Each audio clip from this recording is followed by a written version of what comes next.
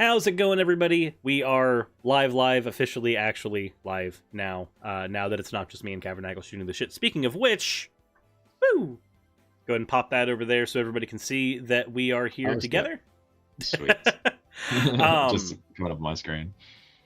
Just had to flip things around here. I noticed there was, when I did the 24-hour live stream, there was a mention that my setup was very Space Ghost coast to coast, and now that a guest is on a monitor behind me, I think that's exactly what it is. We've officially actually stepped into that realm. So I know that I discovered Kavernacle through a lot of his videos going over how the alt-right basically infiltrates particular insular groups. So like certain anime fandoms, certain other like religious groups. A lot of that stuff is the stuff that he covered. So I wanted to bring him on to talk about how the alt-right targets vulnerable people in groups that talk about things like depression and anxiety.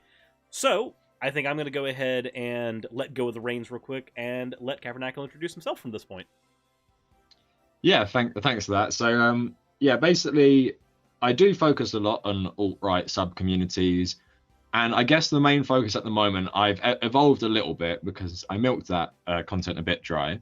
I've evolved to more I guess groups of historical revisionists. So we've done one called the Tojo Boos, people who love Japan in World War II. We have the Vera Boos, who are simps for the Wehrmacht in World War II, the German military. And then we have Boers, I don't know if I'm saying that right, South African, people who love apartheid South Africa.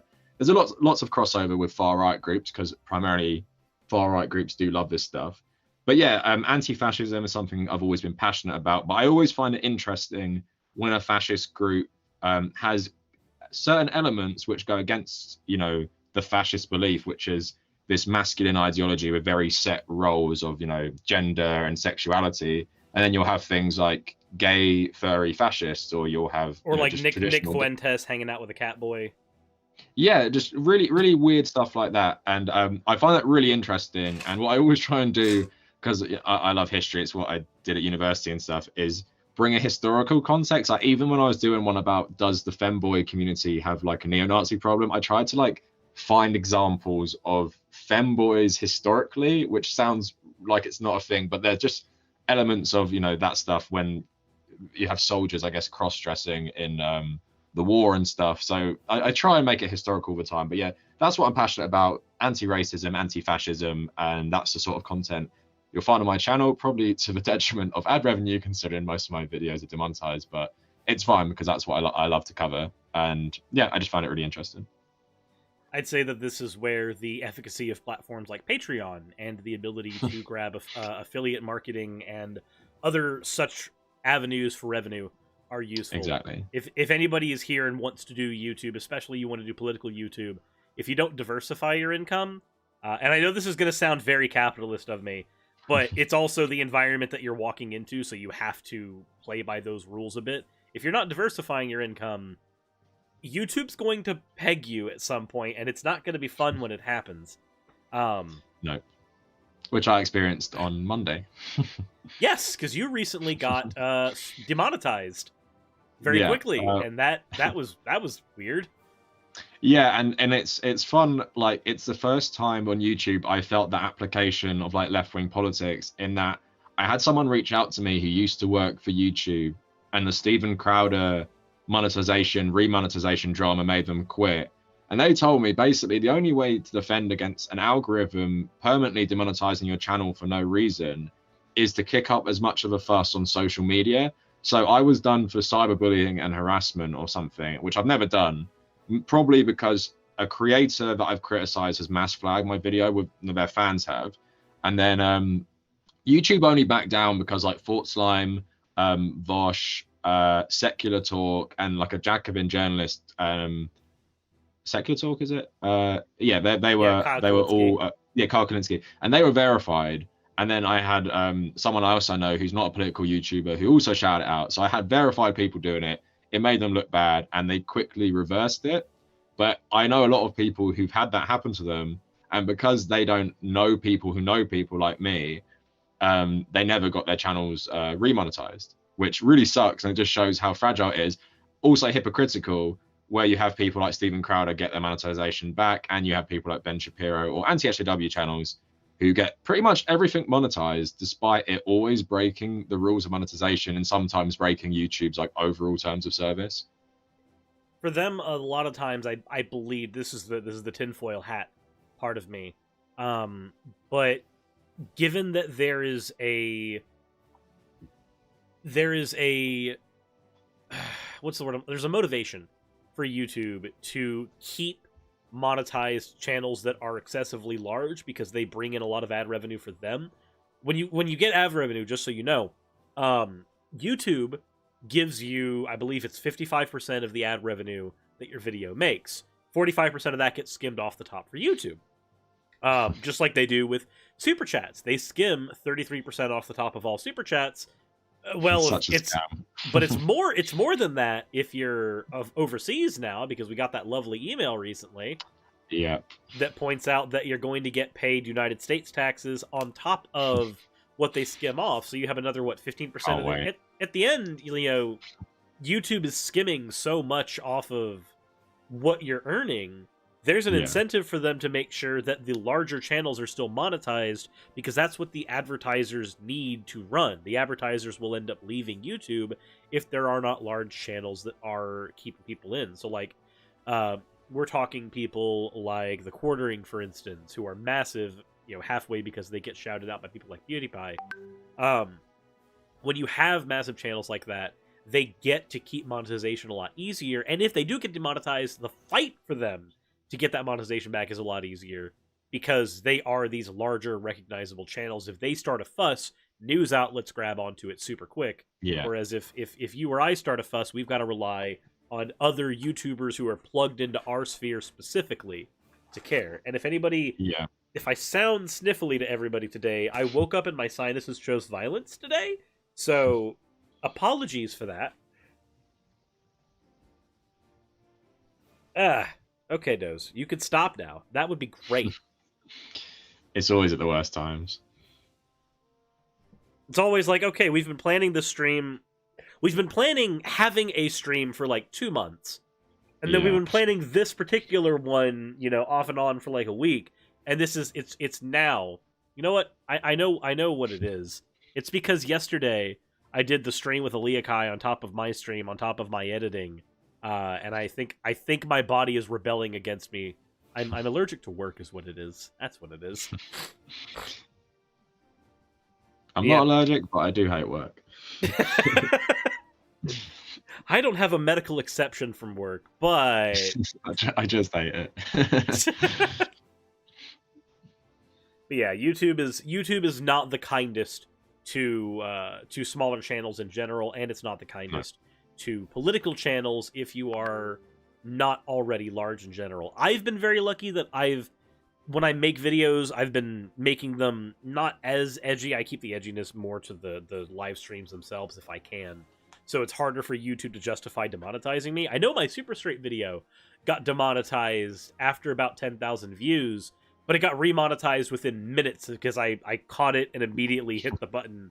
It was like... That drives me absolutely crazy. Like, for anyone who doesn't know, YouTube have a system where you self-review your videos before they go up, and they give you a score, meaning they'll trust you in the future. And if they don't trust you, that's annoying because you don't really have much of a say in if it gets monetized or not. But I built up a good trust. My score's really good. But then what they'll do is go back and monetize videos that by their own standards shouldn't be monetized. So I had one about, the gay fascists of the alt-right, or I had ones about bronies and stuff being fascists. And I'm perfectly fine if that doesn't get monetized. And I'm talking about Nazis. But then a couple months later, I'll look back and they will be monetized. And I'll be like, okay, so going forward, is that okay to talk about? And then I'll monetize something similar and they'll be like, no, that's not okay. So it's just ridiculously inconsistent. And for me specifically, like, I think about it now, it's like, okay, have one monetized video a week, because I can't hope to make most of them monetized because they're just so inconsistent. Like, one day I'll monetize a video about racism and it'll be fine, and the next day I'll do it again and it won't be fine, even though it seems like the content is similar. So it does suck being beholden to like an algorithm for how much money you make, and that's why, like you're saying, left-wing people can't rely on ad revenue alone, unlike a lot of channels can. Now, I would love if one day I could just like turn my Patron to monthly and then or Patreon to monthly, and then just rely on ad revenue. Because then Yeah. I'd have no stress. I'd just be like, yeah, I just make videos and then I go and do my own thing. That's not reality. It just isn't reality for most people who are in this side of YouTube, unless you manage to get, massive. If you're getting, Vosh sized, it's a little easier for you at that point. Yeah. Only because even if only a handful of your videos get monetized, they're being monetized with 60, 70, 100,000 views. That's enough to coast off of, depending on what your standard for living is where you are. Yeah. But again, you've got to be really lucky to even get in that position right now. For streaming, we've only got, of that size, we've got like Vosh and Hassan. I think that's about it on this particular side, where it's just streaming of that size. Yeah. Well, it sucks as well, because I'm sure a load of right-wing channels get everything monetized regardless. So I'm not sure, like Ben Shapiro and Facebook are directly working together. I'm not sure if YouTube directly works with these channels, but I assume they're so big now that, like we were saying earlier, it's like you don't want to risk infuriating their fan base to make, YouTube's, I guess, alleged bias against conservatives, which is really hilarious because it's completely the opposite way around on YouTube specifically. I've actually had there was a time where I would bring people in for debates, just like randos from Facebook and stuff, and one of them tried to argue about YouTube's bias against conservatives, and the examples they gave were video demonetizations happening to different conservative YouTubers, and I was like, well, hold on. So if I could give you at least 100 examples of video demonetizations happening to people who are politically left on YouTube, would that invalidate your criticism? Would that at least show that it's happening to both sides? Like, what would that do? Yeah. And it's like, well, that's not happening. I'm like, okay, cool. So let me bring up the amount of videos I've had demonetized. Let me bring up Jimmy Snow. Let me bring up Telltale. Let me bring up, Xander Hall. Let me bring up all these people who are politically left. And when I do so, what does this do to your point? I mean, it's perceived bias because for some reason conservatives think Silicon Valley and tech companies are inherently left just because they like technology or something. It's some weird. But they can't be, because Silicon Valley is nightmarishly capitalist. Yeah, that's why it's like thinking Mark Zuckerberg is some sort of liberal, despite being one of the richest men on the planet, who seemingly has quite conservative politics as well. And there's lots of different examples, like even someone like Jack Dorsey or loads of owners of these social media sites. It's like, yeah, even if they're like more socially liberal, like they don't hate minorities and stuff, I don't think they're great leftists and stuff. I mean, Twitter's a tiny bit better than Facebook and YouTube in actually being a bit more consistent with rule enforcing. But I think they're all either weird libertarians or, right-wing conservative billionaires. If anything, I'm willing to accept that a handful of them are liberals, because liberals, generally speaking, are also okay with capitalism. They might be more okay with like a regulated form of capitalism, but they're still generally pro-capitalist. So it would make sense that, a lot of your big tech companies would go, well, no, our social politics are okay, but we'd still want to be able to do what we can in Silicon Valley without people getting angry at us or people being able to shut us down. So it makes sense that they would be a little more liberal there, but most certainly not leftist. If you show me a giant corporation that is legitimately leftist, it's a worker co-op. They have democratically elected leaders from within. There's not a CEO there. If you can find me a corporation like that is as large as a Facebook or a Tesla or a Disney, I will be very impressed. And the thing is, I don't think a corporation, if it started from the ground up, if it had that system, could even become that successful. You need one of them to be taken over from the inside, because if you're not, crushing everyone in the pursuit of profit, how are you going to become one of the biggest corporations? It's just not going to happen. It's a conversation. It doesn't exist. Leftist corporations don't exist. It's a conversation I've had with a friend of mine recently, and when we had this conversation, it was actually over at my house, and he mentioned that, if he were as rich as a Jeff Bezos, he would try to do things to help the world. He would try to funnel that money into the workers, into fixing things from the ground up. And I pointed out, but if you're the type of person that has that mentality, you are also categorically not the type of person who can become a Jeff Yeah. Bezos. Yeah. The thing is, there's certain examples. Like Bill Gates does have some okay things to do with like pharmaceuticals and vaccines. Like you just can't deny that when you read about it and how much money and work they do. Doesn't mean it's ethical. He has that much power. Gotta say, you can deny that. You can actually deny that one because he argued when the COVID vaccine was being developed. The earliest conversations was that it was going to be taken from Oxford, where a lot of the research was happening, and it was going to be made open source. This is a thing that everybody could have access to so that they could have easy distribution of the vaccine to everybody who needs it.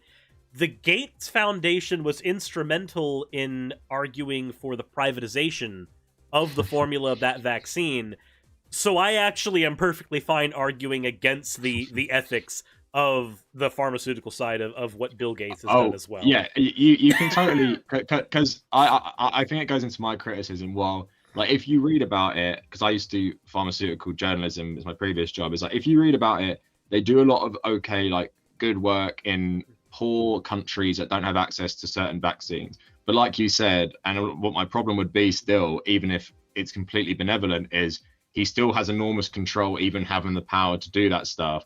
And like you said, if he's privatizing the vaccines, that's more about his control of the vaccines. Because if open source, then they don't necessarily need him anymore. So yeah, I'm totally cynical with billionaires, even like him, doing quote good work. Because it's like people saying, I made a video about Mr. Beast and talk about like how gross and exploitative his content is. He's like, yeah, but he gave this person like $100,000, so that means he's better than you. And it's like, I guess that is like a good act in itself, but like the rest of the stuff he does is really bad, and like the content is really gross. Doesn't mean I can't criticize him for it. Do you know what I mean? So like that's the difference with liberals. Like you can't criticize Bill Gates because he does one good thing, whereas like I'm willing to concede he might do a good thing. He's still like a bad guy overall, and having that power is bad. Like the opportunity for my argument generally goes like this: the opportunity for philanthropy is not an argument for the efficacy of billionaires. The opportunity for philanthropy is actually an argument that philanthropy was necessary in the first place. And the philanthropy being necessary in the first place, in many cases, was predicated on the billionaire's existence. Yeah, exactly. You can't be... I cannot... Like, if you punch me in the face, and then you hand me a tampon because my nose is bleeding to stop the spew of blood... I'm not going to say, no, he's a good person. He helped me with my nosebleed. No, he started it. He started it, though.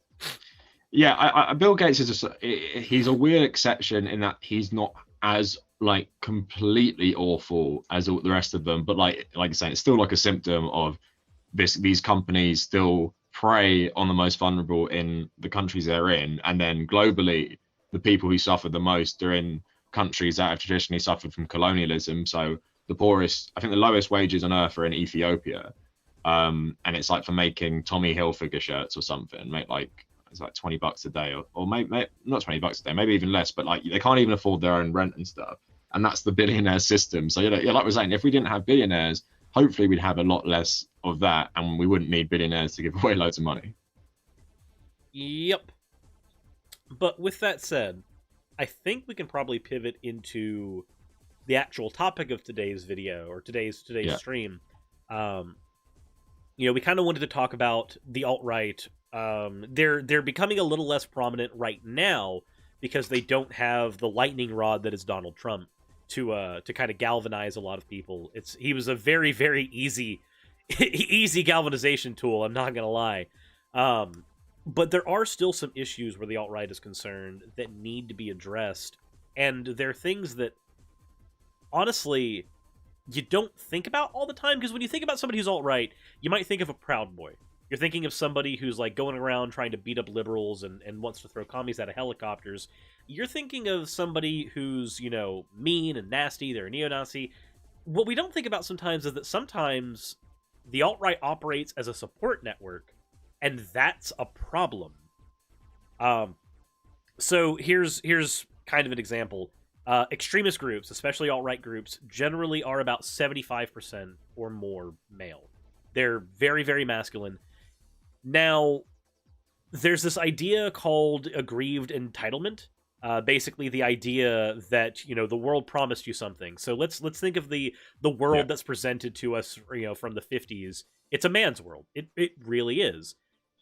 When you take that world and you grow somebody up with the expectation that they're going to inherit that world, and we have this more egalitarian world now that does not favor them the same way that it would, you create one of two people. You either create a progressive who realizes that, the world didn't make this same promise to women and minority groups, so they start arguing for progressive causes, or you get somebody who, when they they didn't get the world they were promised, they feel emasculated.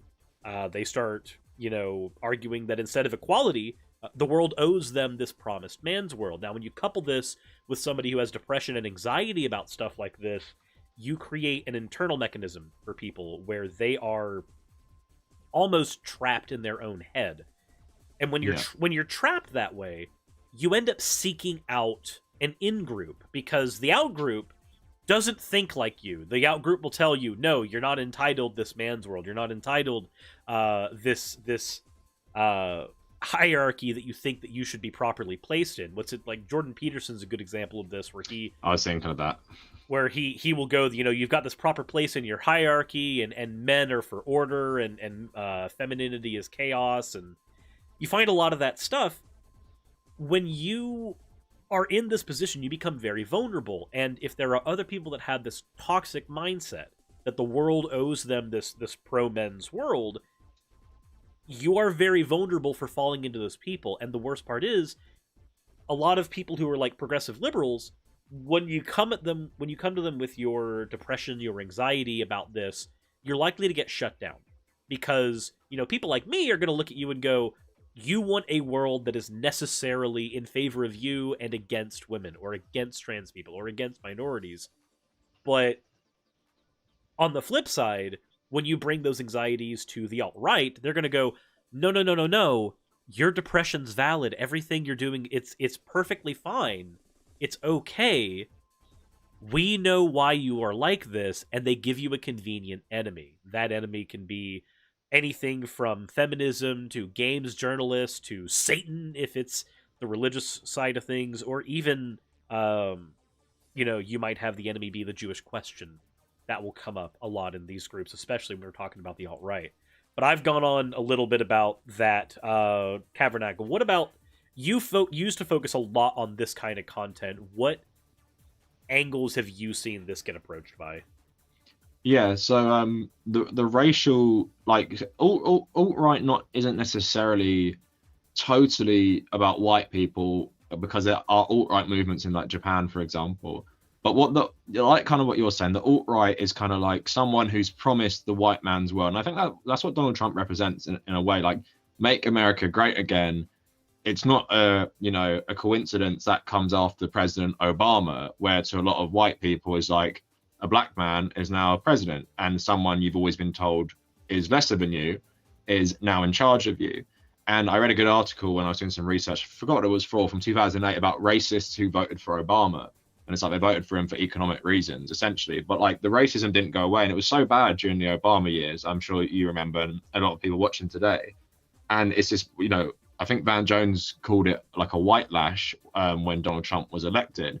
So that's one part of it. But then, you talk about hierarchies and stuff. I want to pivot a tiny bit in terms of the racial dynamic is pretty strong, in the sense that Muslims was a big, Islam is a big galvanizing factor from the alt-right. And I've made videos talking about how new atheism, and I'm an atheist myself, so people in the chat don't think I'm insulting atheists. New atheism is a specific ideology. It's essentially like a liberal ideology with a neocon foreign policy.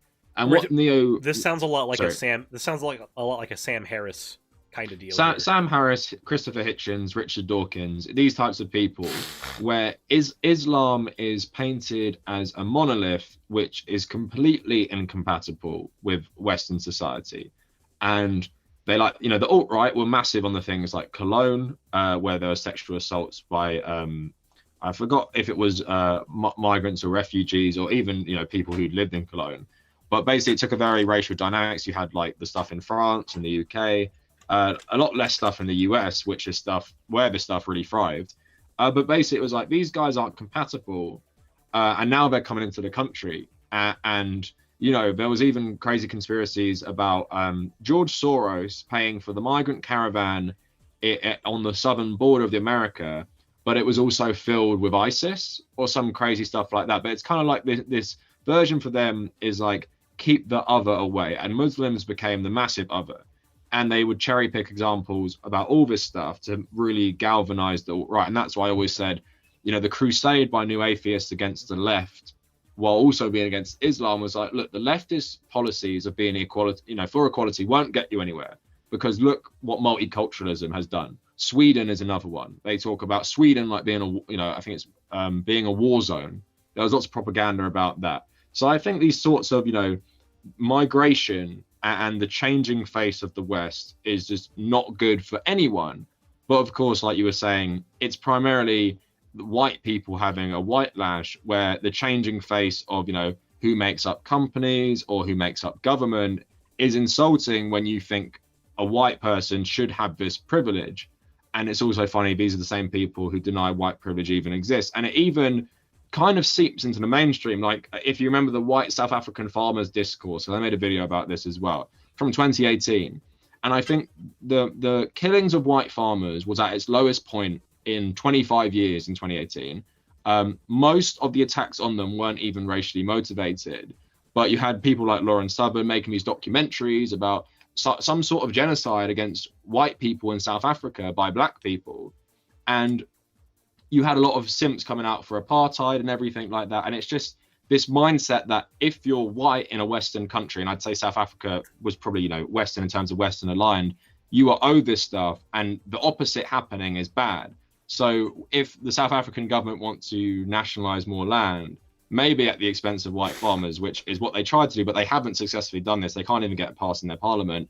The white people see that as a direct attack against their privilege. Of course, their privilege, just like in America, is completely created on colonial exploitation and creating a system where white people are at the top, whether that's in America with the natives, even, Latinos settled in the South or anything like that. And then in South Africa, obviously, with Dutch and British versus native African tribes and stuff. So yeah, I'd say the main thing in the racial dynamic, and we can get into the more like ridiculous stuff a bit later. I'll give it back to you in a sec. But the racial thing, like you're saying, is like white people are entitled to something.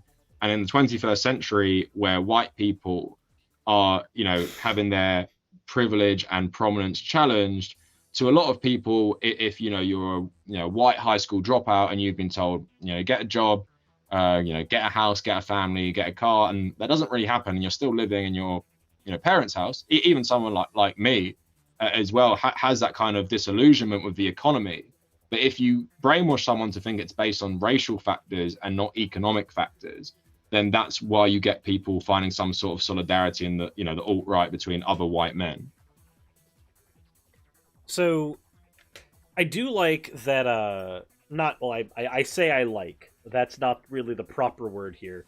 But there is an issue with that disillusionment, because what happens is when you are disillusioned with a way that the world is set up, anybody who offers you a solution is a lot more enticing. And also, if depending on the distance between the world that you think you were promised and the world you landed in, the likelihood that you will be okay with coming down on an extreme position is higher. As an example, on a positive end, let's say that you are a leftist and you want a complete overthrow of the government as it exists right now, and you want things to be taken over by workers' co-op. That is an extreme position because it requires a full-on revolutionary set of how things function.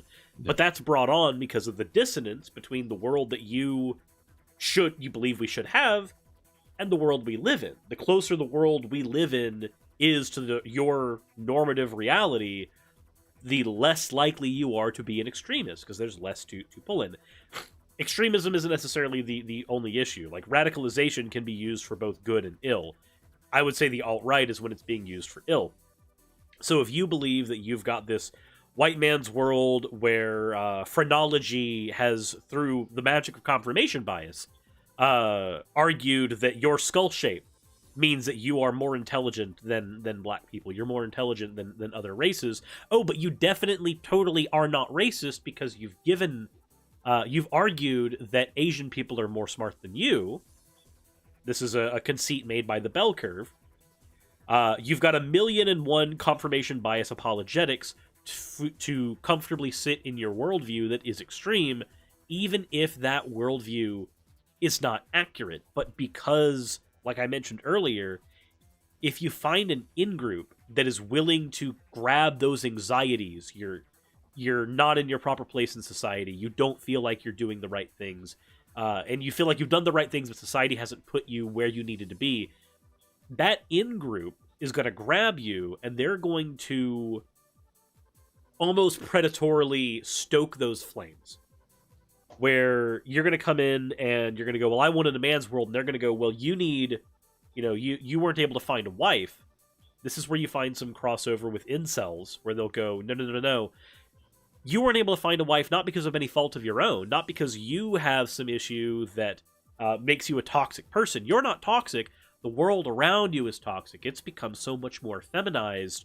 It's become so much more feminine.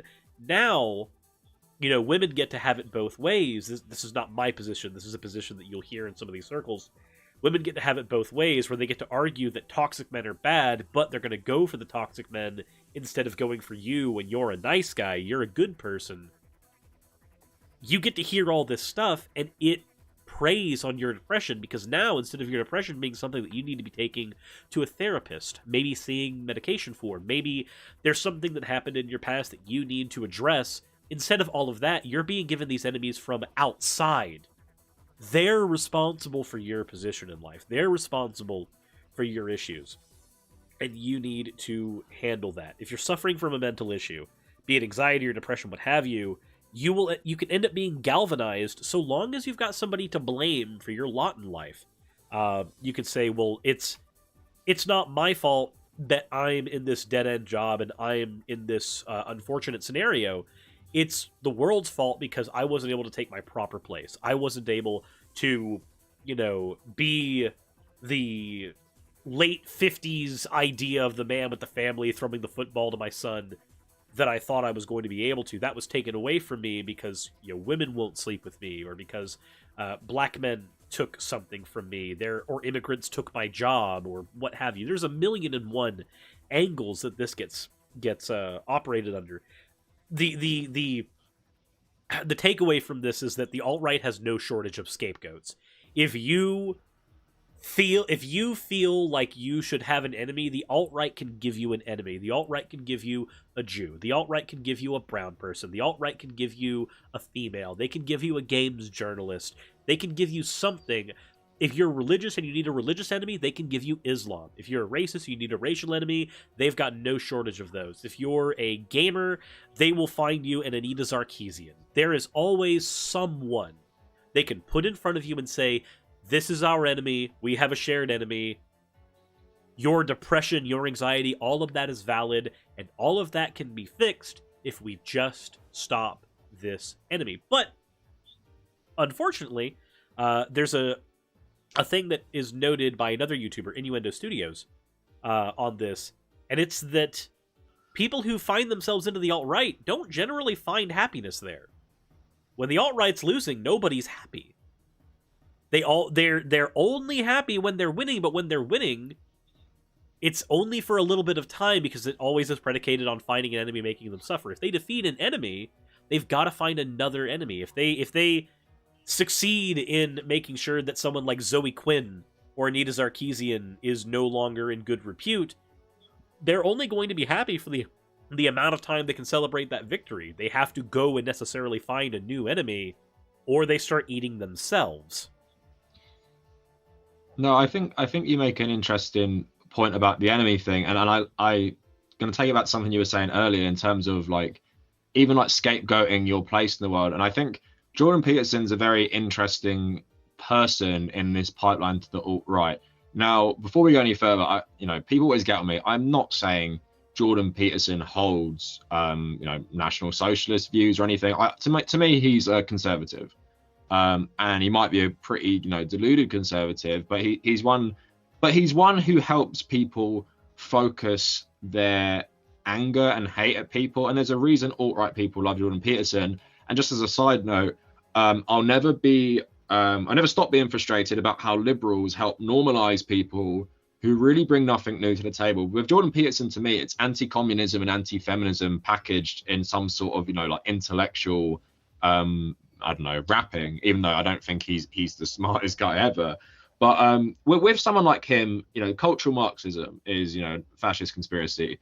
There's similar ones like Judeo-Bolshevism. And with Jordan Peterson, the funny thing is he pretends cultural Marxism doesn't really have links to Jewish people in terms of the conspiracy theory. But in Jordan Peterson's view, leftists have taken over academia. And cultural Marxism derives from one school, the Frankfurt School, which was made up of Jewish people, which was talking about basically changing culture radically in the 1930s. So equality for the races, equality for the sexes, things like that. But they had more radical views. But basically what people like Jordan Peterson believe, this has infected everyone. And he made his fight on transgender pronouns and stuff. But he has something to blame now. And you'll see this discourse a lot. I went to university, I did undergrad, I did a master's in history and international relations. And if I ever bring that up, not out of some sort of vanity in terms of having a conversation with someone about this stuff, they'll say, dude, you're just brainwashed by the Marxists. And I think it plays into your point that you're owed something in terms of you might have been owed this education, but now it's better and you have this solidarity. I didn't go to university, or I didn't have the opportunity to, but that's good because I'm not brainwashed in feminist politics or Marxist politics. And someone like Jordan Peterson is frustrating that liberals normalize him, is that by explicitly touting cultural Marxism, it's really, really not hard to jump off that to Judeo-Bolshevism, where Jordan Peterson's version is leftist. Well, add in, those leftists are also being controlled by George Soros or Jews in general, Jewish conspiracy. Have you heard of this thing called Judeo-Bolshevism, where there's a Jewish conspiracy to take over the entire world through Marxism? Again, something talked about in Nazi Germany. It's really not hard to jump from cultural Marxism to Judeo-Bolshevism. And it's all based on, like you're saying, dissatisfaction with the world, your place in the world. And I guess with Jordan Peterson, it's picking up on this backlash in America of conservatives against academia. But it's just, it makes me laugh, but it's depressing. But just to end on this little bit is, you were talking about gamers and Anita Sarkeesian. I made a video talking about anti-SJW ideology, essentially. All progressive politics is bad, feminism bad, equality bad. And I think that also plays into the Jordan Peterson angle, in the sense that here are two ideologies that essentially are saying that, one, your academia is being taken over by leftists, and two, all your video games and entertainment is being ruined by leftists. And you only have to go one step further with these people who feel that way. I like Batwoman, but now I don't like that she's a black bisexual woman. The SJWs are ruining everything for me. And I guess you can frame it to them as look, the leftists will not stop until they've destroyed everything, just for the sake of it, essentially, in their opinion. So it's really not hard, in my opinion, to go from gamer anti-SJW culture or cultural Marxism, Jordan Peterson fans or whatever, to jump then from more radical beliefs. And all you really have to do with these two, concepts is throw the racial element in, that this is actually being done by someone like George Soros or just Jewish conspiracy in general. I don't think it's really a massive leap. And that's why I think in this internet age, it's a lot easier for both young people and also easier for people who traditionally wouldn't be in the alt-right, and you wouldn't think so, like gay people or furries. And I'll throw it back to you on that point, but I'm happy to talk about that a bit more as well. But yeah, let me know what you think about what I've just said. So I think there's an aspect that we need to bring up, where, because you talked a lot about Jordan Peterson. Jordan Peterson defines himself in a lot of ways by, his enemies. In fact, actually, there was a article written about him ages ago where an interviewer went to his house and he was surrounded by Marxist propaganda. And yeah, I've read that, yeah. He said it was because it reminded him of who his enemies were and the world that he has to constantly fight against.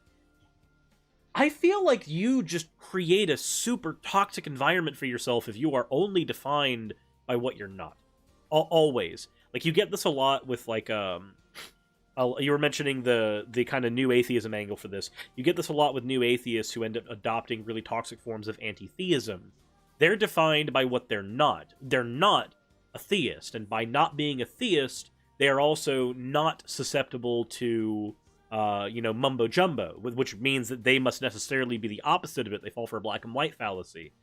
They must necessarily be the opposite, so they don't fall for mumbo jumbo like the theists do, so that when they're handed something like phrenology, for example, they go, well, I'm not going to fall for mumbo jumbo, and this sounds intuitively correct. Suddenly you have somebody believing that there's a racial component to IQ. It doesn't take long. You were mentioning how it doesn't take that many steps to get you from one form of problematic belief to another. That plays out the same way in multiple times. If you believe that the world is against you, it's not hard to think that you see this with, like, Alex Jones, where Alex Jones will go, the world is against us, we are Christians, we're going to be persecuted. They go from there to go, okay, well, it's the Bilderbergers that are against us. Well, it's only one step away from the Bilderbergers to just say, well, it's anybody who's globalist, and it's only a step away from globalists to just go, well, hold on, the globalists are all the Jews. It doesn't take you long in a lot of these spaces. It's almost kind of like an onion, where, like, every single layer you go down, you're going closer to the core, but it's all still part of the same onion. Find somebody arguing about the globalists, you're going to find somebody in their audience who's going to argue about the Jews. You're going to peel back those layers, and you're going to find those people, and it's not really coincidental. And the worst part is, every single person on every single layer of that onion probably believes that they are at the final layer of that onion, and anybody under them is an extremist. Those are the extremist crazies, without realizing they're all kind of part of the same thing. And it's not necessarily it's not necessarily a slippery slope, because it's not necessary that you will find yourself at the bottom of the onion. You're not going to find yourself at the core by starting at one point, but you are part of it. You are going to be part of that problem. With Jordan Peterson, he may not be, like, in his heart of hearts, he's not a Nazi. He's not an alt-righter in his heart of hearts, but the language he uses is the same language that the alt-right uses. And as a result, he becomes very, very attractive to them. He can argue that, no, the alt-right doesn't like me. And it's like, no, the alt-right doesn't like you, but they find you to be a useful idiot. Just like when Richard Spencer did the same thing with Sargon of Akkad, pointing out that Sargon of Akkad was a very useful gateway into the alt-right, because if you find a Sargon, you're going to find a quartering, and if you find a quartering, you're going to find a Richard Spencer, and if you find a Richard Spencer, well, you're already here. Like, welcome to this side of things. You're going to find an E. Michael Jones soon, and a Computing Forever. Oh wait, you're not going to find that. His channel got deleted. But that brings up another issue here. We have an issue of algorithms. I'm sure that the idea of the conservative or the alt-right pipeline has been brought up a lot in lefty spaces. There is an angle to that we might need to talk about, because if you are on, let's say that you are a depressed person with anxiety, and you are listening to Jordan Peterson because when he talks about, how the world, your place in the world, your place in the hierarchy is to be this masculine man. You are to bring order to the world in some way, shape, or form, and you need to take responsibility for not having done that. That's a lot of what his lectures end up coming down to. You're listening to that as sort of self-help. It doesn't take you long to go from that to Joe Rogan, and go from Joe Rogan, if you're doing audio play, to go from Joe Rogan to Alex Jones, and then to go from Alex Jones to Paul Joseph Watson, and then from Paul Joseph Watson, you start getting closer and closer to whatever you consider the final boss of the alt-right internet to be. You can get there eventually through YouTube's algorithm, but that's not necessarily a problem of algorithms. That's not saying that YouTube's algorithm favors conservatives and that's a horrible thing. It's more that they're better at hijacking that algorithm. At least that's Yeah, we were talking about that before a bit with the cross-pollination of their audiences. So I think that's true to an extent. I do, but like we were also saying, I do think YouTube does lean conservative of its bias. But no, I think it's really interesting what you say about the pipeline. I've made a video about it in terms of Joe Rogan, but what I kind of focused on was the way the podcast goes. So Joe Rogan and H3H3 have had multiple, maybe controversial people, Jordan Peterson among them, and you said some other people like Alex Jones, Stefan Molyneux. And Yep. the bad thing about Joe Rogan is that he's this like libertarian centrist, and there isn't much pushback ever to what his audience say unless it's really out there. Like Candace Owens, for example, was talking about how like, climate change isn't happening, and he pushed back against that. But when he says Ben Shapiro is one of the smartest people he knows, he says Jordan Peterson is one of the smartest people he knows. If you watch them, there isn't a lot of pushback. And the thing with Joe Rogan is I've realized a lot of people watch every single interview. Like they just watch them all or listen to them all, Yeah, which is because really weird it's to me. podcast style. They'll just Yeah, binge it. yeah. And even though like for me, I'm just like, oh, Edward Snowden one. I'm interested in Edward Snowden. I'll watch that one. Or Oliver Stone. I'll watch that one. I'm not going to sit through Jordan Peterson and Ben Shapiro for 3 hours because why would I do that? Because it just rot my brain. But the annoying thing is that like the platform has these people seem as very reasonable. And to your audience, I'm from the UK. Ben Shapiro's political views are not mainstream conservative. They are very, very radical conservative. The same with people on the right in America traditionally. And America has this problem where the political spectrum is not, center right, center left, left right, like maybe we have in Britain and Europe, where in the Tory party you have the center leftist and you have the left wing. In the Tory party, I mean, you have center right and right wing. In the Labour Party, you have center left and left wing. So you can easily identify, like, if I'm listening to Jacob Rees-Mogg, who's this like massive Tory like royalist, he's probably on one side of the spectrum. If I listen to Jeremy Corbyn, he's on the other side. But with America, it's a bit weird where like some people will actually say Ben Shapiro is a centrist. And in that framing with Joe Rogan, it's like this guy is worth listening to. But if you break down his views on Muslims, LGBT people, that is very radical. And like you're saying with the pipeline, if I'm listening to Ben Shapiro already in this format, and his views are getting into my head, that is already setting you up for radicalization. And if you listen to all of these people in the pipeline, Dave Rubin and his guests, Ben Shapiro, Jordan Peterson, then I think you're primed to become further right in your political views. And not saying any of these guys specifically are like alt-right, but their views combined together do make up the bedrock of what a lot of fascists believe. Like Ben Shapiro's views about all Muslims being extremists and incompatible with the West, Jordan Peterson about cultural Marxism, or even more radical people like Alex Jones, that you're going through a whole different angle there. But yeah, I definitely believe YouTube is, I wouldn't say complicit in terms of like, apparently they don't even know how the algorithm works themselves.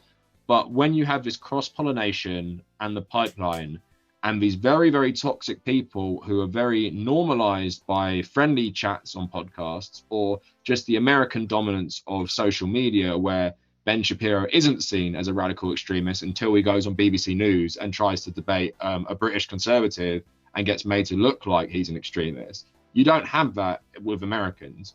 And that's why I think YouTube and Western viewing of YouTube and primarily American viewing of YouTube does drive this extremism and drive this, pipeline to extremism, because these things are so normalized. Someone like Donald Trump is just, so outwardly racist, doesn't even try and hide it. And you have 70 million Americans voting for that. And that's, I guess, what the problem is in America, is that is deemed acceptable. You will have lots of nice people, I guess, nice families, and the white families will talk about white picket fence, 50 style, and they will vote for someone who has the most awful views of black people, women, and just other minorities. Like, it's a lot of it comes down to our Overton window here. We have a weird problem.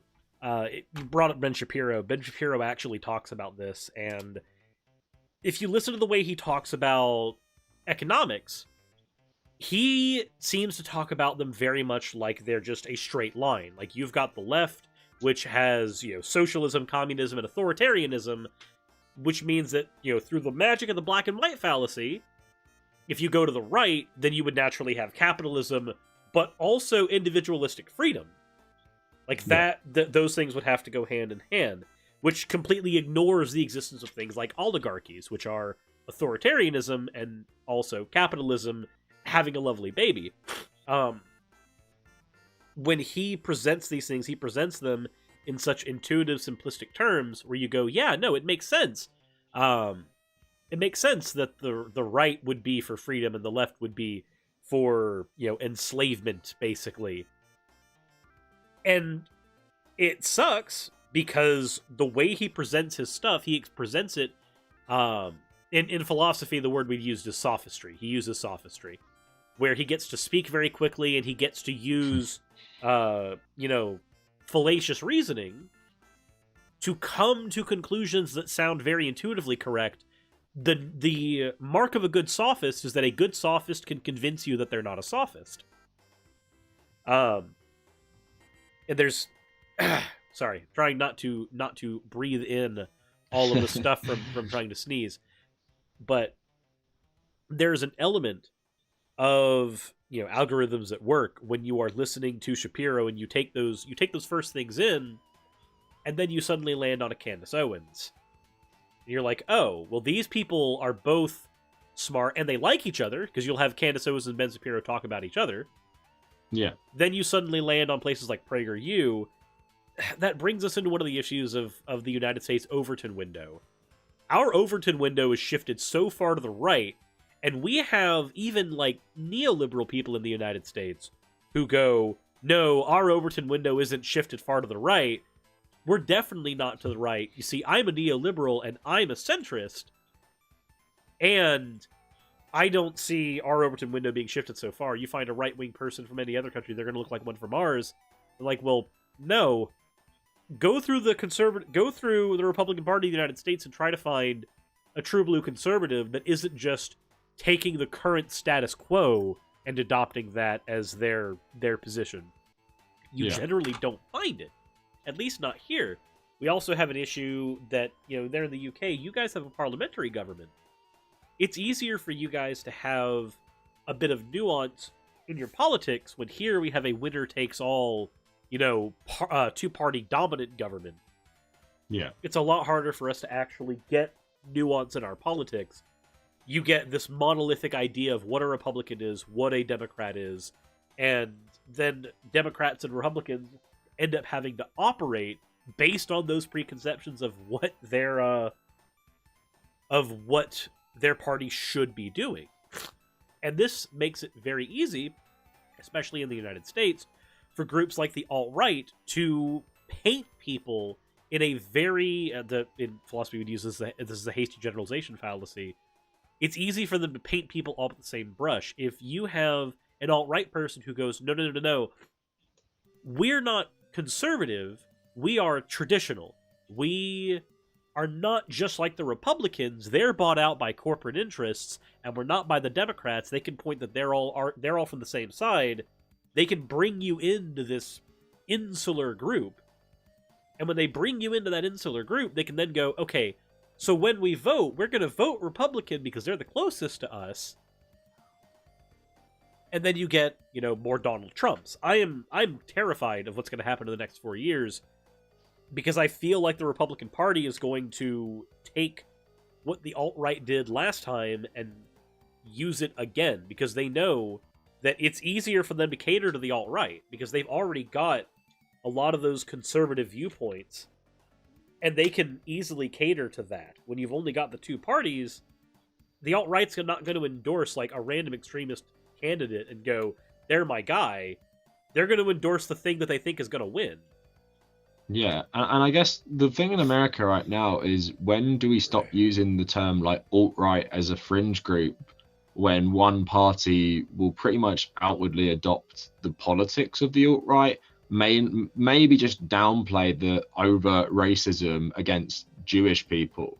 But I mean, like, when I see people like Ben Shapiro or Jordan Peterson as like right-wing people in Canada and America, and then people like Donald Trump, Ted Cruz, Lindsey Graham, and I'm like, is there really too much of a difference here? Like, we are talking about like a step, and I think there is a step between Jordan Peterson and the alt-right, and I think it's maybe like a significant step. But is there a massive step for voting and supporting Ted Cruz or supporting Donald Trump and becoming a fascist? Especially when you saw what was going on in America, like that's a fascist dream. Like, you know, America, Donald Trump ordering a local sheriff's department to ice an Antifa protester who shot a Trump supporter, or people getting snatched in black vans and taken away for protesting racism and stuff. I don't really see if there's, you know, if there's a line between conservatism in America and they're such sycophants for the GOP party. Like there's no dissent anymore. Like we've seen with the votes on the COVID bill, it's like one party votes for it, one party completely votes against it, and there's no nuance, there's no division. And when the party's being driven by people like Donald Trump, even from the back seat at the moment, I don't think, you know, anymore in America there is a concrete, real difference, especially when people like Steve Bannon are in government, between the alt-right and conservatism. I think it is blending into one, scarily enough. I think the only thing is when you see with someone like Ben Shapiro, you were talking about Nick Fuentes and stuff, and the cat is, the only big thing I can think of is that the alt-right are very, very anti-Israel because of their anti-Semitism. And I think that's just the last part Republicans won't adopt because of this other racist view of Christian fundamentalism, which believes Israel are the key to Armageddon because they need to go to war with Iran. And the Christians, you know, the Jews will all be killed by God and stuff, and the Christians are the chosen people and everything. So it's like, for me, it's got to this point where the alt-right, like we're talking about, it's gone away, but I think it's just been normalized a lot more in the sense that like only really minor differences distinguish them from Trump conservatives. I don't know if you have a similar view on that, but in my view, looking from the UK, and the American politics has had a scary influence on our politics as well. But that's the way I see it, because I like I said, Ben Shapiro is no moderate. Lots of these people are no moderates. They're all pretty radical in their views. So I think you might be right that a lot of it has been normalized. The issue that we run into, though, is that the United States has been drifting on the whole further right for the last few decades anyway. Yeah. So it's hard to figure out where the alt-right as a fringe group got more adopted in, or if it's more that we started moving more right so we became more desensitized to this, or is it that we've gotten so used to the existence of this group here that we're desensitized to it? I honestly don't know which one it is. And the scary part about that is that makes it hard for somebody who the alt-right would prey on to know the difference too, because then they might see this as just, as opposed to a fringe group that maybe they shouldn't be screwing with, they see this more as something that's normalized, that it's just one of their many options they can fall into politically. And that's kind of where I have a bit of an issue, because embracing neo-Nazi ideology is not an end goal. It's more of a consequence. It's a consequence of these groups preying on people. When you spend all your time, it creates another issue. When you've got people like me who spend a lot of time dunking on neo-Nazis, dunking on people who are there, what we're not doing is addressing the actual systemic problem that created them in the first place. We're addressing the consequence. We're hitting the symptom. We're effectively acting like cold medicine, but we're not properly acting like a vaccine. We're not doing stuff to change the environment that bred these people. We're just dealing with the people who got bred as a consequence of this environment. So, when you're talking about how the alt-right just kind of gets integrated into American politics on the whole, as scary as that is, you do run into this issue where the alt-right then has to take the next step. They have to emotionally invest anybody who comes into the alt-right. When you've got a Republican, their emotional investment a lot of times is religious. They're a God-fearing conservative. The Republicans are the parties of the God-fearing conservatives. There's their emotional investment. Their love for the Republican Party can be proportional to their love for Jesus, almost. With the alt-right, how do you get somebody emotionally invested there? I would argue that what they do is they isolate people from those other political ideologies. And that's where you get the emotional investment from. When the only people you can talk to effectively, when the only people who, quote, understand you are the people in those groups, that seems to me to be where the alt-right seems to thrive, when they can isolate somebody. Also, it's looking like Zoom has frozen. Yes, Zoom has frozen. That's weird. Unfortunately. Yeah, turning the alt-right into a cult. So, I am less okay calling it a cult and more okay calling it maybe an abusive relationship. I know that's taking literally from what Innuendo Studios argues in a lot of his videos, but I think when you call it a cult, there's a lot of baggage attached to it there, and there's a lot of technical language you have to engage in. I think it operates more like an abusive relationship, where you've got a bunch of people who can emotionally hold you hostage. At least that's what it runs as to me. Yeah, no, I feel like that as well, and I think just to transition a tiny bit, just to I don't know if this could be the last section, is the weird contradictions. Now, like in my mind, you're talking about like a lot of God-fearing conservatives and adopting maybe more national socialist sort of, I don't know, maybe not socialist points of it, but like viewpoints like that. And I think that's like a more logical thing. But I think what's interesting, just maybe as the final segment, is to talk about, and I know you probably have some strong views on this, is like the illogical elements, because we've been focusing a lot on white men and republicanism and everything, masculinity. But I think it gets a bit more interesting, and at least for me with my content, this is what I found interesting, is the real contradictions of groups who join the alt-right in America.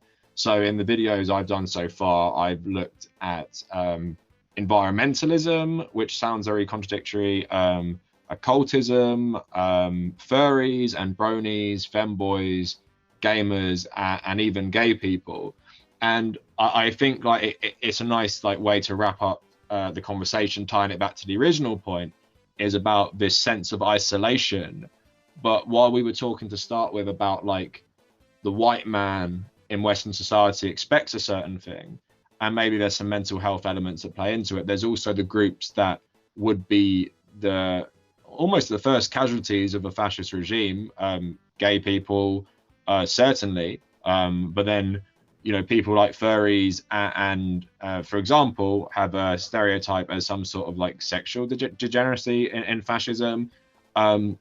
But it's interesting, there's a significant subsection of them that will join these groups. Now, like, for example, you can elaborate on some of the other stuff, but like for a gay person, Ernst Röhm, I think I'm saying that right, was the leader of the brown shirts in Germany, in Nazi Germany. He was eventually killed by the Nazis, but he was pretty openly gay, and Hitler knew he was gay. And what he believed and how he rationalized this, you know, being gay in the 30s with fascist beliefs was that, you know, lots of Greeks back in the day who fought in these wars, including, you know, the Spartans, were gay, and they had brotherhood with their fellow man. And this is a guy who fought in World War I. So, you know, if these guys, their role isn't to have, you know, children and be father figures, you can still be a gay person and exist as this militant masculine figure. And of course, as you know, we know, and he found out through eventually being killed and stuff, is that fascists won't ever accept that, but they will use you to an extent to gain power. And I think that goes to show with a lot of these groups, in terms of even if it's furries and bronies or gay people or femboys, is that the alt-right, as like this more radical fringe group, will use whoever they can get to start with just to spread their views across various sub-communities and anything like that. Doesn't mean they'll ever accept you. Then dissecting why these people would join is the interesting thing. So gay people can rationalize it in a certain way, like the leader of the brown shirts back in the day could.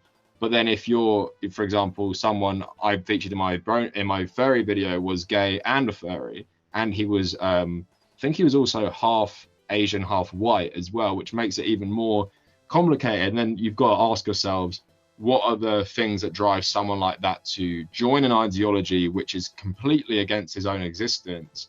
And it's a lot of different things, like mental health problems, lack of prospects, or just maybe spending way too much time online or something like that. But it's an interesting contradiction within it, and I could talk all day about it in terms of I've made like 7 or 8 videos on it, but I don't know what your feeling is on the people who aren't prime candidates for joining because of the views of the alt-right, but still end up joining anyway. So I think for me, the interesting part comes down to disenfranchisement. The people who get brought into the alt-right, and I know that we keep using the alt-right as like almost a monolithic thing. It's not really a monolith. Yeah. The alt-right is less a term you can use to describe a group as it is more an adjective about ideology. But that adjective about ideology is so fringe that it creates in-groups anyway, so functionally it ends up operating that way anywho. But disenfranchisement seems to be the biggest thing. When you have historically gay people, they're going to try to find an in-group.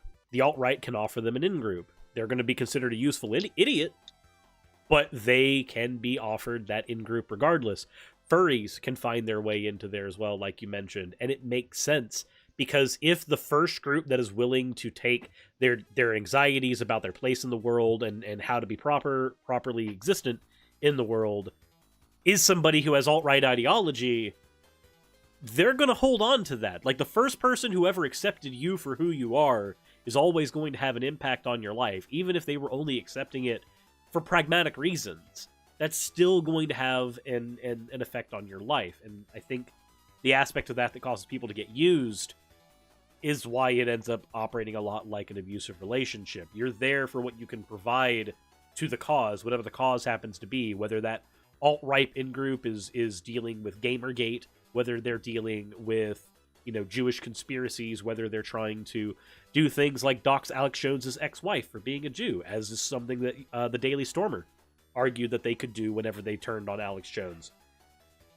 Depending on what it is, they'll find a way to use you, and it's easier, like even standard gangs, like local gangs, a lot of their stuff begins with brotherhood that is predicated on disenfranchisement. And disenfranchisement is exacerbated by depression, by anxiety, by mental illness. All of that stuff creates this melting pot.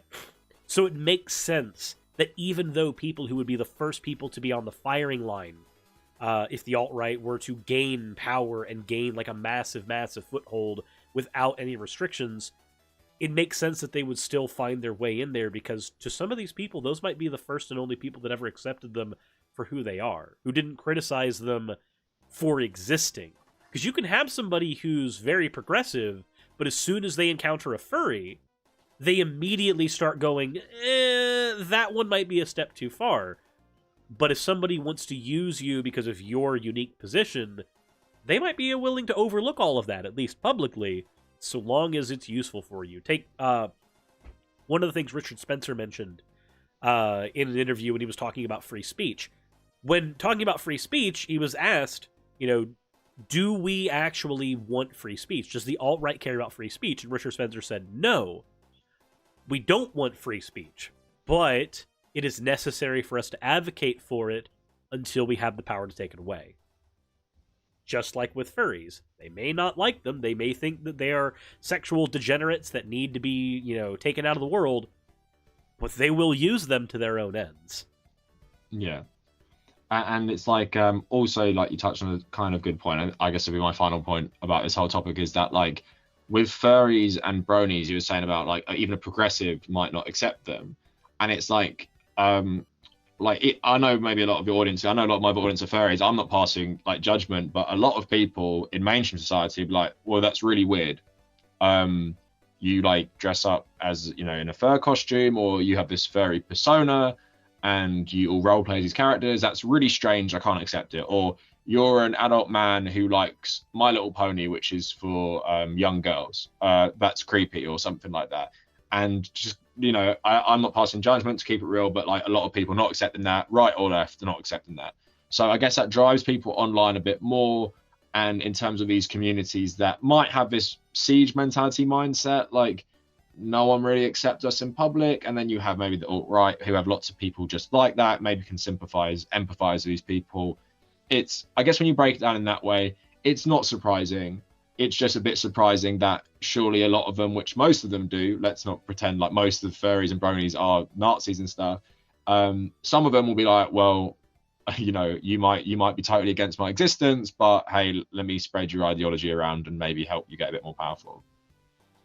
Yeah, and a lot of it comes down as well, where you've got the arguments of free speech, where they'll go, well, I don't agree with everybody here, but I think my last point is going to be something called contact hypothesis. When you have contact with a walk of life, the more contact you have with it, the more easy it is for you to tolerate it, and it may even be easier for you to spread it around. So, for instance, I hang in a lot of circles who like video games, anime, stuff like that. Changing my character into an Echo Girl, it doesn't affect me, but I also go to anime conventions. So, like, for me, that's a perfectly standard, normal thing to do. But that comes down to the amount of contact I've had with it. Somebody who hasn't had contact with it, it's going to be weird. It's the exact same thing for less benign views. If you have somebody like a Stephen Molyneux, who believes that race and IQ are linked, and that if you have a homogenetic society, that society is necessarily going to be better for the people within it. He'll use Poland as his example.